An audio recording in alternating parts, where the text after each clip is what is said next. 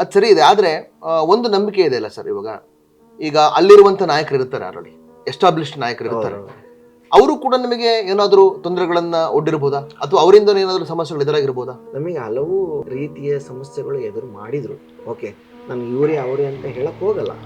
ಆದರೆ ಅದನ್ನೂ ಮೀರಿ ನಾವು ಮುಂದೆ ಹೋಗಿದ್ದು, ನಾವು ಏನು ಮಾಡಿದ್ವಿ ಅಂತಂದರೆ ಅದನ್ನು ಆ ಸಮಸ್ಯೆಗಳನ್ನ ಎದುರಿಸ್ಬಿಟ್ಟು ನಮಗೇನು ಅಲ್ಲಪ್ಪ, ಇಲ್ಲಿ ಎಷ್ಟೋ ಜನ ಹೇಳ್ತಿದ್ರು ಸರ್ ಇಲ್ಲಿ ಬಂದು ನಿಂತ್ಕೊಳ್ಳೇಬಾರ್ದು, ನೀವು ಒಂದು ದೊಡ್ಡ ಗುಡ್ಡ ಇದೆ, ಬೆಟ್ಟ ಇದೆ, ಸಮುದ್ರದ ಮುಂದೆ ನೀವು ಹೋರಾಡ್ತಾ ಇರೋದು, ನೀವು ಅರ್ಥ ಮಾಡ್ಕೋಬೇಕಾಗಿರೋದು ಏನು ಅಂತಂದರೆ ಇವ್ರ ಮುಂದೆ ನೀವು ಸರ್ವೈವ್ ಆಗೋಕ್ಕಾಗಲ್ಲ ಅಂತ ಹೇಳಿದರು. ಎಷ್ಟೋ ಜನ ಎದುರಿಸಿದ್ರು.